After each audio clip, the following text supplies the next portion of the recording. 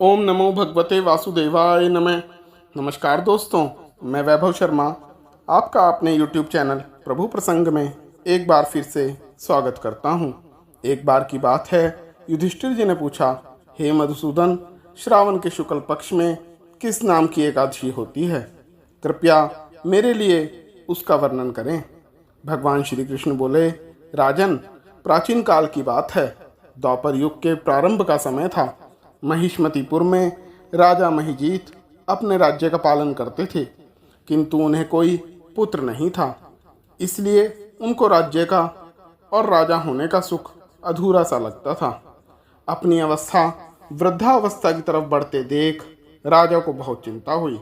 उन्होंने अपनी प्रजा के सामने बैठकर ऐसा कहा, प्रजाजनों, इस जन्म में मुझसे कोई पाप नहीं हुआ और मैंने कभी भी अपने खजाने में अन्याय से कमाया हुआ धन नहीं जमा किया।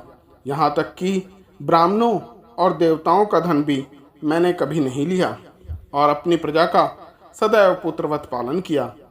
धर्म से पृथ्वी पर अधिकार जमाया तथा दुष्टों को, चाहे वे बंधु और पुत्रों के समान ही क्यों ना रहे हों, हमेशा दंड दिया है।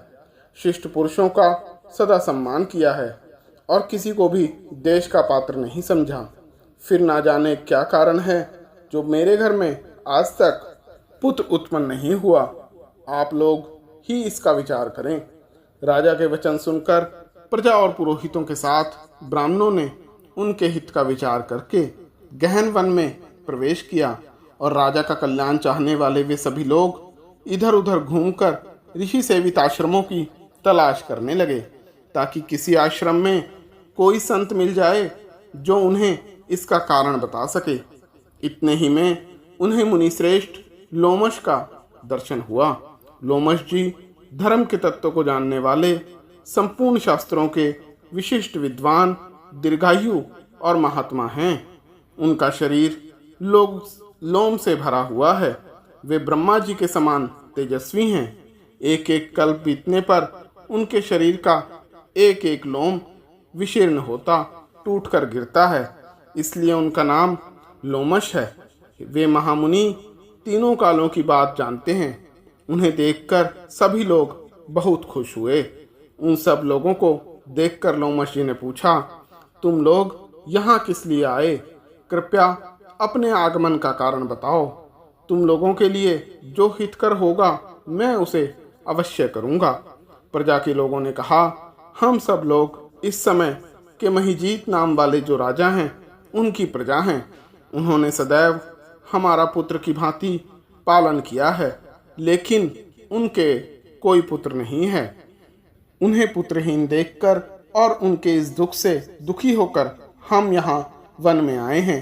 हे द्विजोत्तम, राजा के भाग्य से ही हमें आपका दर्शन मिल गया है। महापुरुषों के दर्शन से ही मनुष्यों के सब कार्य सिद्ध हो जाते हैं। अब हमें इस उपाय का उपदेश कीजिए जिससे राजा को पुत्र की प्राप्ति हो। उनकी बात सुनकर महर्षि लोमश 2 घड़ी तक ध्यान मग्न हो गए। इसके बाद राजा के प्राचीन जन्म का वृतांत जानकर उन्होंने इस प्रकार कहा, हे प्रजाजन सुनो। राजा महिजीत पूर्व जन्म में धनहीन वैश्य था। वह वैश्य गांव-गांव घूमकर व्यापार किया करता था।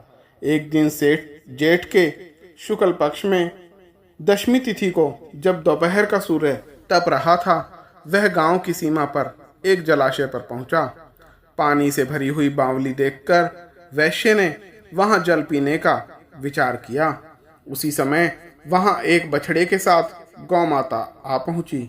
वह प्यास से व्याकुल और ताप से पीड़ित थी, अतः बावली में जाकर पानी पीने लगी।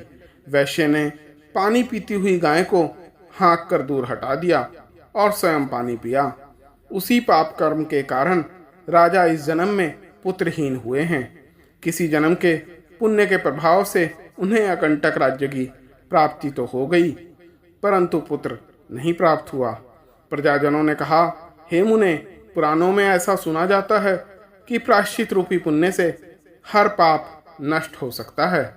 अतः ऐसे किसी पुण्य का उपदेश कीजिए जिससे राजा के उस महापाप का नाश हो जाए। लोमश जी बोले, प्रजाजनों, श्रावण मास के शुक्ल पक्ष में जो एकादशी होती है वह एकादशी पुत्रदा एकादशी के नाम से विख्यात है। वह मनोवांछित फल प्रदान करने वाली है। तुम लोग उस एकादशी का व्रत करो। यह सुनकर सभी प्रजाजनों ने मुनि को नमस्कार किया और उनका धन्यवाद भी किया और नगर में आकर विधि पूर्वक सब ने पुत्रदा एकादशी के व्रत का अनुष्ठान किया। उन्होंने एकादशी की रात्रि को विधि पूर्वक जागरण भी किया और उस व्रत का निर्मल पुण्य राजा को दे दिया।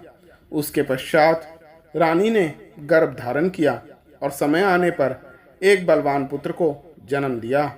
इस कथा को सुनकर मनुष्य पाप से मुक्त हो जाता है तथा इस लोक में सुख भोग कर परलोक में भी उत्तम गति को प्राप्त करता है। जैसा कि श्रावण मास चल रहा है तो पुत्रदा एकादशी इस वर्ष 16 अगस्त 2024 को है। ऐसी ही जानकारियों के लिए मेरे चैनल प्रभु प्रसंग को लाइक, सब्सक्राइब व शेयर करें। जय श्री कृष्ण।